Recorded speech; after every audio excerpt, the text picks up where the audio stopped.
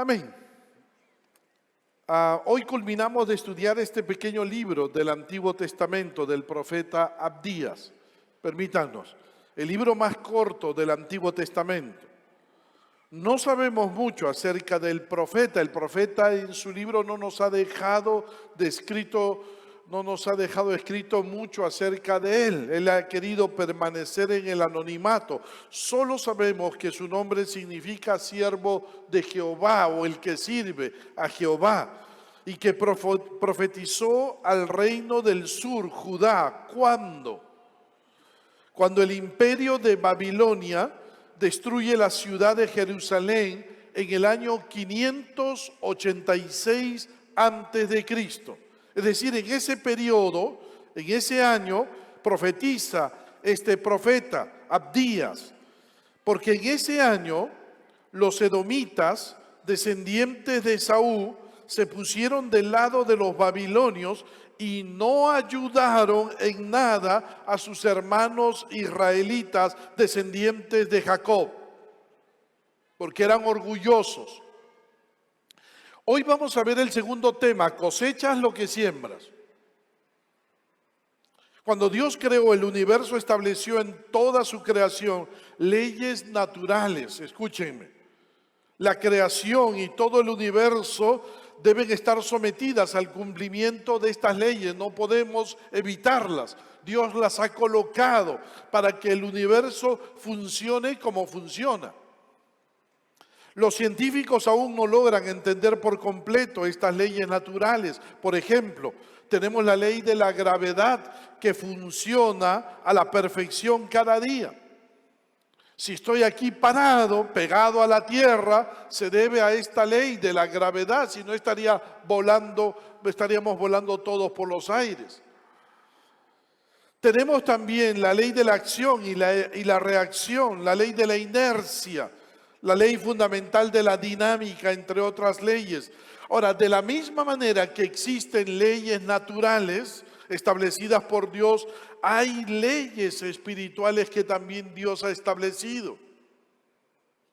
Hoy vamos a hablar de una de ellas, la ley de la siembra y la cosecha. Esta es una ley espiritual y universal establecida por Dios desde la creación y se aplica a todas las áreas de nuestra vida, tanto en la naturaleza, escúcheme bien, como en lo material, en lo espiritual. Todo lo que hacemos, todo lo que decimos, nuestras actitudes son una siembra. Y el resultado de la siembra es la cosecha. Hay versículos del Antiguo Testamento que se refieren a esta ley de cosecha y siembra. El libro de Proverbios dice, Proverbios 22:8, el que sembrare iniquidad, iniquidad segará.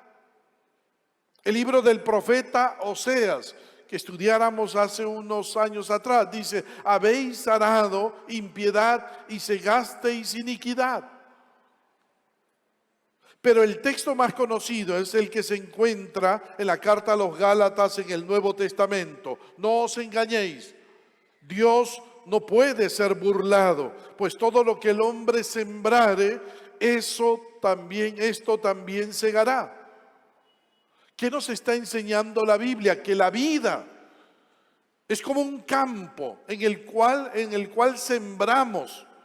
Un campo en donde podemos sembrar semillas buenas, ¿no? Cuando una vida está controlada por Dios, o sembramos semillas malas cuando la vida está controlada por esos deseos pecaminosos.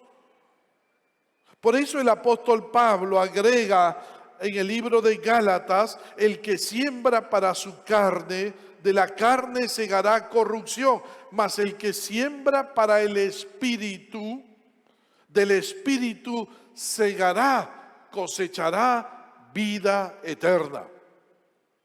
Ahora, el resultado es la cosecha que recibimos de acuerdo con las semillas que sembramos.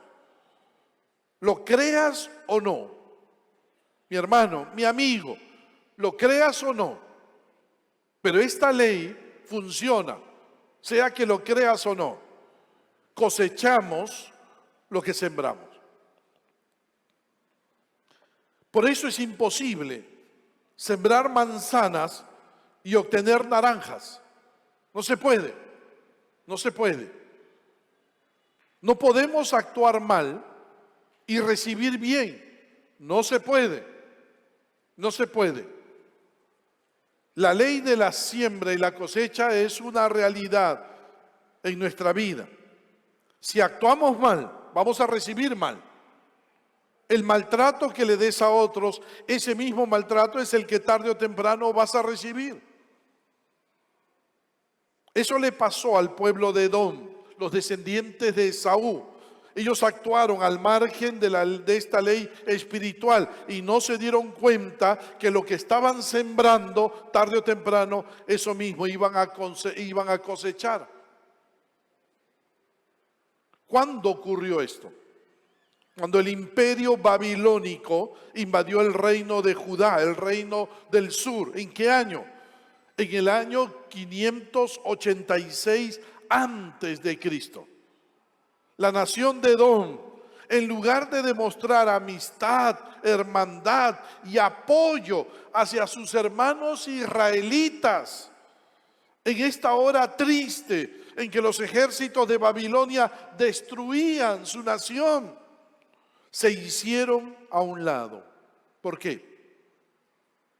Porque estaban a favor de los babilonios, animando a los babilonios en las brutalidades que estos cometían contra sus hermanos judíos. Pero los edomitas no se estaban dando cuenta que con esa actitud algún día iban a cosechar lo que sembraron contra sus hermanos. Algún día. La ley de la siembra y la cosecha se va a demostrar de manera real con la actitud de los edomitas. ¿Dónde lo vemos? Cuando Dios le dijo por medio del profeta Abdías, como tú hiciste, versículo 15, como tú hiciste, se hará contigo.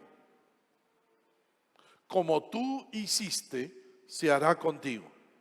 Lo que nosotros sembramos, tarde o temprano, eso mismo cosecharemos. Mira lo que encontramos en este pasaje del profeta Abdías. Lo hemos dividido en tres partes para entenderlo mejor. 1, lo que Edom sembró. 2, lo que Edom cosechó. Y 3, lo que Judá cosechó. 1, lo que Edom sembró. Lo que Edom sembró. Era el año 586 antes de Cristo.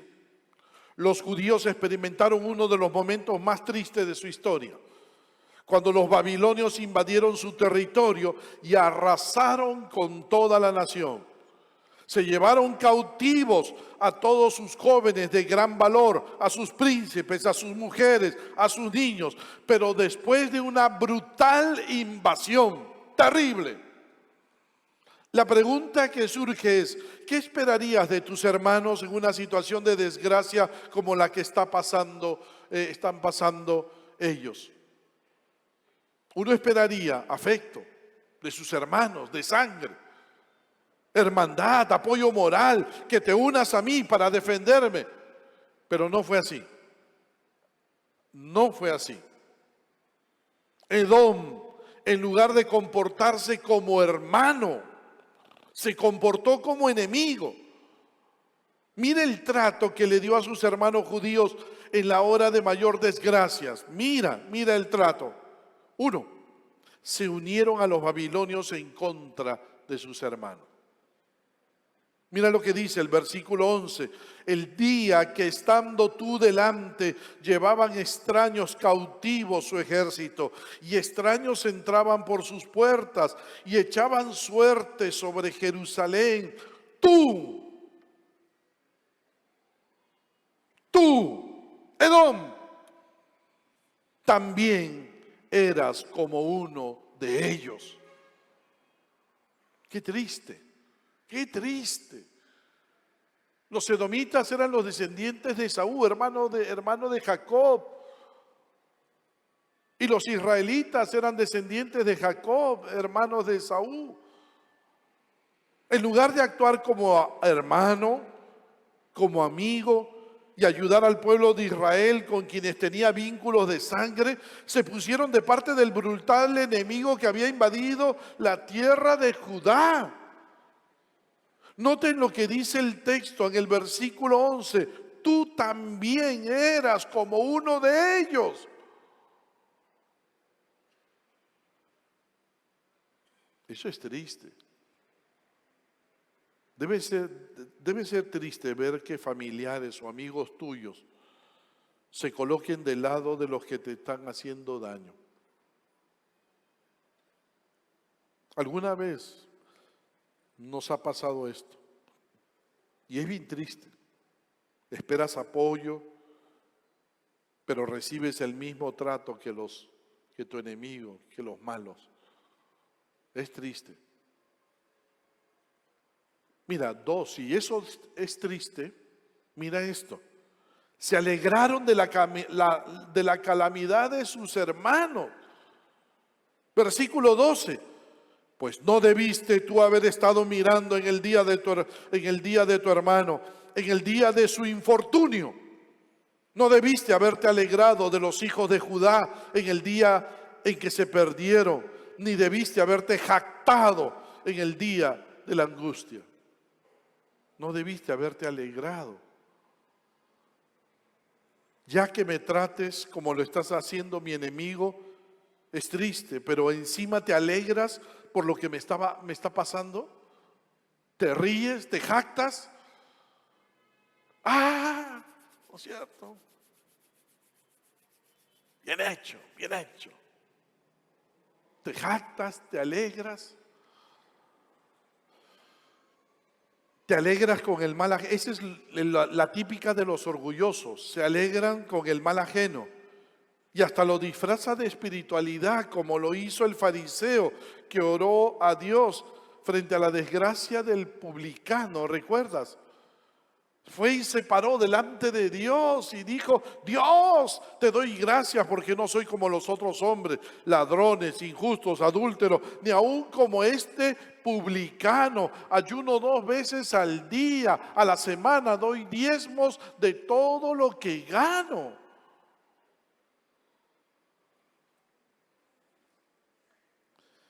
Pero ¿qué pasó? Este fariseo iba camino al infierno. No fue justificado por Dios, porque simplemente era un hombre orgulloso que se alegraba del mal ajeno, se jactaba de la desgracia ajena. Tú me dirás: pastor, eso es triste. Se unió a sus enemigos, se alegró con la tristeza ajena. No, mira el 3. Se entregaron al pillaje y al saqueo contra sus hermanos. Versículo 13. No debiste haber entrado por la puerta de mi pueblo en el día de su quebrantamiento. No debiste haber mirado su mal en el día de su quebranto, ni haber echado mano a sus bienes en el día de su calamidad. No debiste haber echado mano a sus bienes. Se unieron a sus enemigos, se alegraron de la desgracia ajena. Ahora se aprovechan de lo que sus hermanos dejaron cuando los babilonios los condujeron al cautiverio. Se dedicaron activamente al pillaje, al saqueo de las pertenencias de los vencidos israelitas. Como cuando se incendia una casa. ¿Has visto que sale en la televisión? Se incendia una casa y tú ves bastante gente allí. Y luego te preguntas: ¿esa gente estará ayudando? No.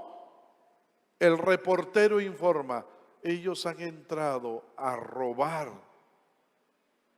y a sacar las cosas que no se están quemando y se las están llevando. Qué triste, ¿no? Qué triste.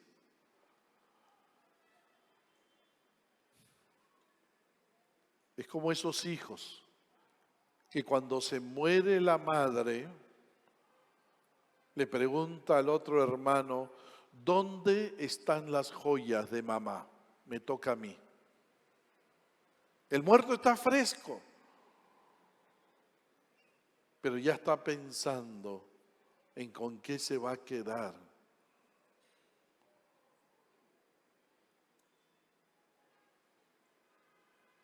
¿Cómo es el corazón pecaminoso del ser humano? Se aprovecha de la desgracia ajena. En lugar de ayudar, busca sacar provecho de la situación. Te roba, te quita, hasta te quitan tu casa. Hay hijos que le han quitado su casa a sus padres, los hicieron firmar. No sabían qué firmaba. Mamá, fírmame aquí. Y la mamá firmó y estaba firmando el robo de su casa. Cuando muere alguien, se aparecen las funerarias, no todas, pero buen grupo de ellas se aprovechan del dolor ajeno cuando alguien ha partido. Te hacen gastar más de lo que debieras gastar. Pero como en ese momento tú estás triste, se aprovechan de ti. Así actuó Edom. Comenzó a quitarle todo a los judíos. Tú me dirás, pero ¿hasta ahí nomás? No, la cereza, te voy a dar la cereza de la torta. 4, traicionaron a sus hermanos y actuaron con violencia. Versículo 14, tampoco debiste haberte parado en las encrucijadas para matar a los que de ellos escapasen, ni debiste haber entregado a los que quedaban en el día de angustia. Mira, la cereza, ¿no? La cereza. Si ya uno está triste porque se unieron a nuestros enemigos, se alegraron de nuestra desgracia y encima se aprovecharon y nos quitaron cosas, imagínate ahora, viene la traición. Esta fue la peor acción que los edomitas pudieron cometer. Con esta acción llegaron al nivel más bajo que se podía llegar. Aquí es donde ellos revelaron su filosofía animal de la ley de la supervivencia del más fuerte, la traición. Este es el acto más cruel para una persona. Uno puede soportar muchas cosas, pero la traición.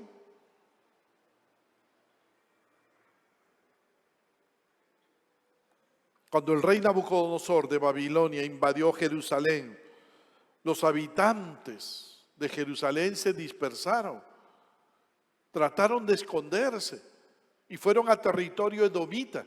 En el territorio edomita había montañas, rocas, uno podía esconderse allí. ¿Qué hicieron los edomitas? Los delataron. Babilonios, ahí están escondidos entre esas piedras. 2 los mataban.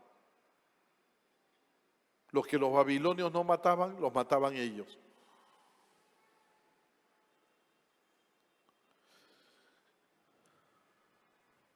No había remordimiento ni culpa por actuar en contra de sus hermanos. Todo era felicidad y jactancia por parte de los edomitas. Así es cuando llegamos a lo más bajo que podemos llegar. No hay escrúpulos, no hay respeto, hay solo ambición.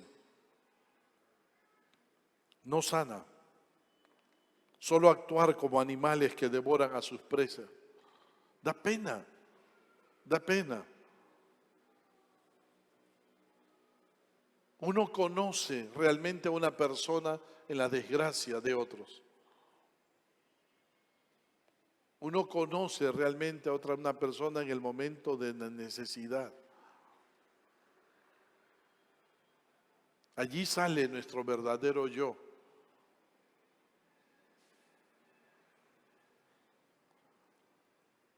Y es triste cómo uno espera ayuda de su hermano y no te ayuda.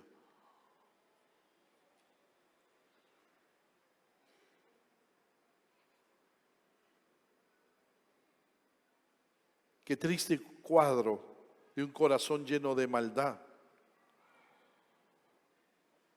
Los edomitas representan en este momento a muchas personas que son como ellos, que se unen a tus enemigos, que se alegran del daño ajeno, que se aprovechan de la desgracia de otros, que te traicionan delatándote y encima actuando con violencia.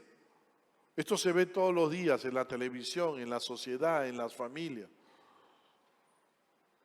Es bien triste. Es bien triste. Cuando tú esperas que alguien se comporte de una manera y se comporta de otra manera.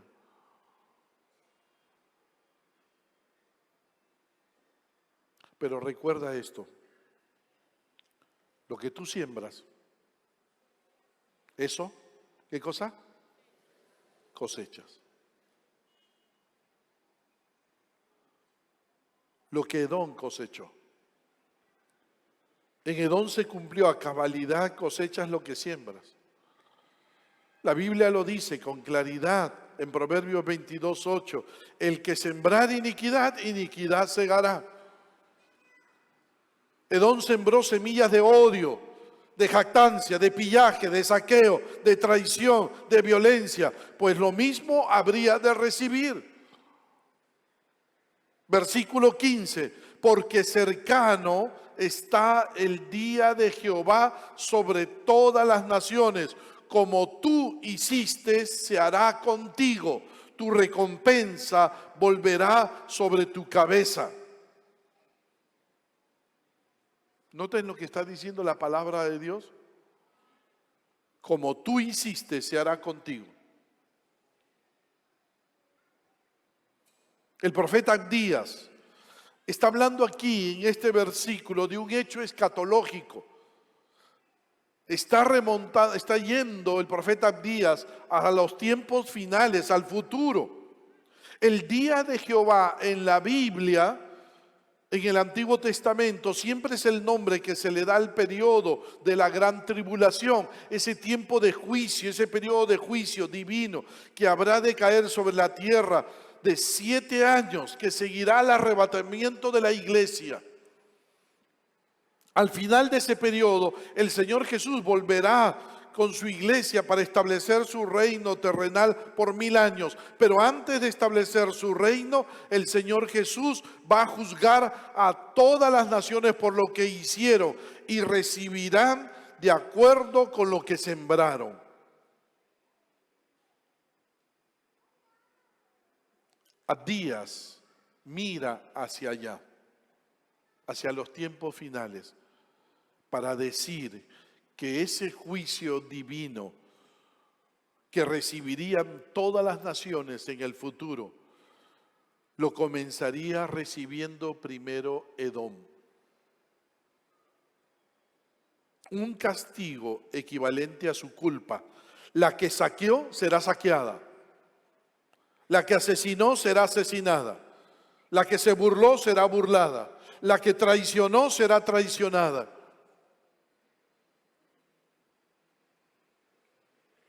Como dice el profeta en el versículo 15, como tú hiciste, se hará contigo. La razón del castigo y lo que ocurriría con Edom está en el versículo 10. Por la injuria a tu hermano Jacob te cubrirá vergüenza y serás cortado para siempre. La Nueva Traducción Viviente lo dice así, versículo 10, lo dice de esta manera: a causa de la violencia con la que trataste a tus parientes cercanos de Israel, te llenarás de vergüenza y serás destruido para siempre. Edom sería destruido. Como trató a Israel, así sería tratado Edom. Lo que sembró, eso mismo cosecharía. Por eso dice Abdías en el versículo 16, de la manera que vosotros bebisteis en mi santo monte, beberán continuamente todas las naciones, beberán y engullirán y serán como si no hubiera sido. El pueblo de Edom habría de sufrir de la misma forma en que había hecho sufrir a otros. Nadie, mi hermano, Mi amigo, nadie se va a librar. El que hizo sufrir a otros, tarde o temprano Dios se va a encargar de que sufra, como lo hizo con los demás. Yo lo he visto. Yo he sido testigo de eso. Y causa mucha tristeza. Esta es una verdad para todas las naciones que hayan hecho lo mismo que Edom. La historia nos ha mostrado que esto ha sido una realidad para con muchas naciones: asirios, babilonios, persas, griegos, romanos, franceses, alemanes, entre muchos otros. Trataron mal y terminaron mal. Dios te va a tratar como tú tratas a otros, no lo olvides. ¿Qué pasó con Edom? En el año 582 antes de Cristo, 4 años después de la caída de Jerusalén, los edomitas fueron invadidos y asolados por los mismos babilonios que ellos ayudaron cuando conquistaron Jerusalén.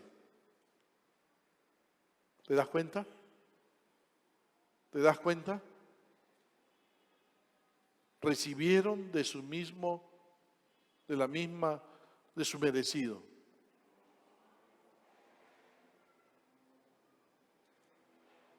Un grupo sobrevivió, un pequeño grupo. Se fueron a vivir con los judíos y fueron absorbidos por los judíos. Porque los judíos sí los ayudaron. Y se convirtieron cuando los griegos los conquistaron, conquistó Palestina. No los llamaban edomitas, sino idumeos.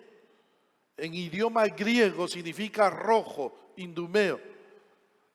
En hebreo Edom es rojo, pero en idumeo, en el griego es idumeo, rojo. Y los romanos en el año 63, cuando conquistaron Palestina, pusieron a un idumeo o edomita al gobierno de Palestina. Ese era Herodes el Grande. Pero recién cuando los romanos destruyeron la ciudad de Jerusalén en el año 70 después de Cristo, los edomitas o idumeos desaparecieron totalmente. No quedó rastros de ellos. La profecía de Abdías se cumplió a cabalidad en ese año, en el año 70 después de Cristo. Lo que tú siembras, eso cosechas. Siembras destrucción, cosecharás destrucción. Siembras dolor, cosecharás dolor. Siembras odio, cosecharás odio. No puede ser lo contrario. No puedes esperar sembrar odio y cosechar amor. No puedes. Es una ley espiritual. Y no podemos ir contra esa ley.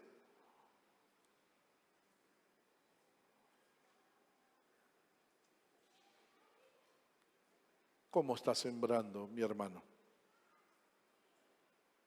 ¿Cómo estás sembrando?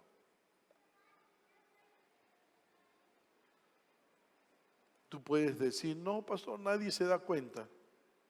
No, Dios sí se da cuenta. Dios se da cuenta de lo que tú estás haciendo, de cómo estás tratando a tu familia, de cómo estás tratando a tus padres, de cómo estás tratando a tus hermanos. Dios sí se da cuenta. De cómo estás tratando a tus amigos. Dios se da cuenta. Y estás sembrando, y tarde o temprano vas a cosechar lo que has sembrado. No vas a poder evitarlo, yo tampoco. Pero pastor, pero si pido perdón, sí, pides perdón, puedes pedir perdón. Y Dios te va a perdonar y quizás seas salvo. Pero las consecuencias Dios no las va a poder evitar. Las consecuencias siguen.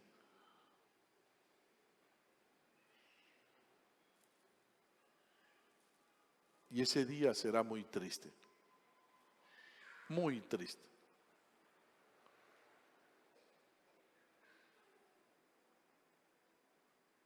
Fíjate cómo estás sembrando.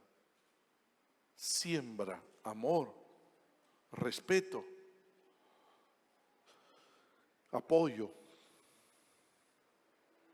Siembra, que eso mismo vas a recibir. Amén. Créelo. ¿Cuánto lo cree? Siembra. Si no, vas a recibir lo que Edom recibió. Y es triste. No, no hagas eso. No te desesperes. Por dinero no te desesperes nunca. No te desesperes.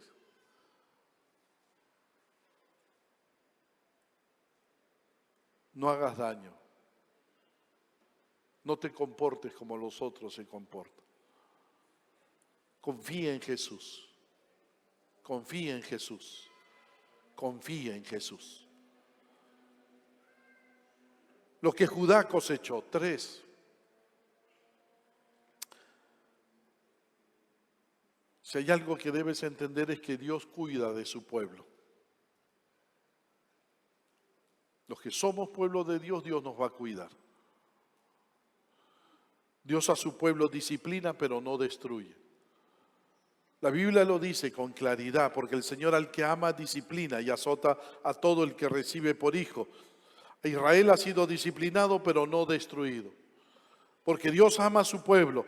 Todo aquel que se mete con el pueblo de Dios será tarde o temprano destruido. Le pasó a Edom, Amán, Moab, Amón, Asiria, Babilonia, Grecia, Roma, entre otros. Dios protege a su pueblo. Dios se encargará de ellos. Dios no pasará por alto nuestro maltrato a otros. Así que Dios no lo va a pasar por alto. Hoy podrán decirte muchas cosas, tratarte mal, quitarte muchas cosas. Tranquilo, tranquilo. No te desesperes. Confía en Dios y Dios se va a encargar de tus enemigos. Tarde o temprano. Mira lo que ocurriría con Israel, versículo 17. Mas en el monte de Sión habrá un remanente que se salve y será santo, y la casa de Jacob recuperará sus posesiones. Claro, esto es futuro, escatológico.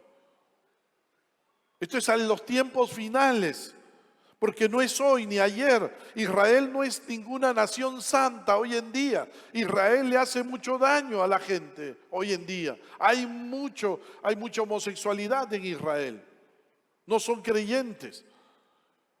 Pero en el futuro, cuando el Señor Jesús reine desde Jerusalén, allí habrá santidad.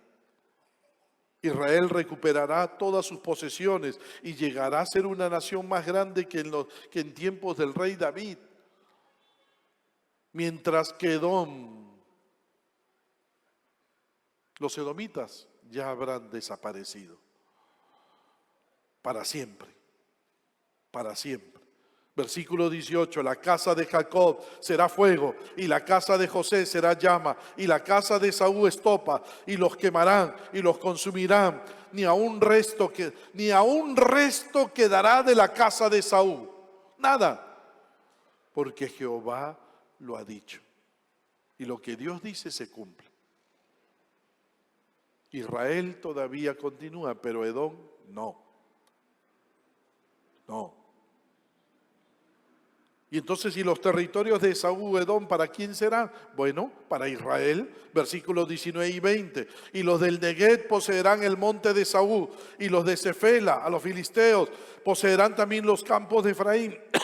Y los campos de Samaria y Benjamín a Galaad, y los cautivos de este ejército de los hijos de Israel poseerán de los cananeos hasta Sarepta, y los cautivos de Jerusalén que están en Sefarab poseerán las ciudades del Negev. ¿Qué está diciendo esto? Es una profecía del futuro, en la que Israel en el futuro se va a unificar, el norte y el sur, y poseerán todo lo que Dios le prometió a Abraham, que le iban a poseer desde el Éufrates hasta Egipto. Un territorio sumamente inmenso. Allí está pequeño, es mucho más grande el Israel del tiempo cuando el Señor Jesús reine aquí en la tierra. Ningún descendiente de Esaú ni ninguna fuerza humana podrá impedir que el plan de Dios se cumpla. Versículo 29, y subirán salvadores al monte de Sión para juzgar al monte de Esaú, y el reino será de Jehová. Dios establecerá su reino para siempre. Amén. Dios establecerá su reino para siempre. Nada ni nadie lo podrá impedir. Dios protege a su pueblo. Ellos fueron maltratados, vejados, pero Dios los protegió. Sin pasar por alto su conducta, porque Dios no pasa por alto la conducta. Pero Dios protege a su pueblo. Dios disciplina, pero no destruye. Amén. Cuida lo que siembras. ¿Hay esperanza para los que siembran mal? Sí. Sí hay esperanza. Escúchame, por favor. Hubo un hombre que sembró mal y cosechó mal. Su nombre Zaqueo. Era judío, pero de baja estatura. Todos se burlaban de él, hasta que un día decidió vengarse y se volvió publicano, cobrador de impuestos para el Imperio Romano.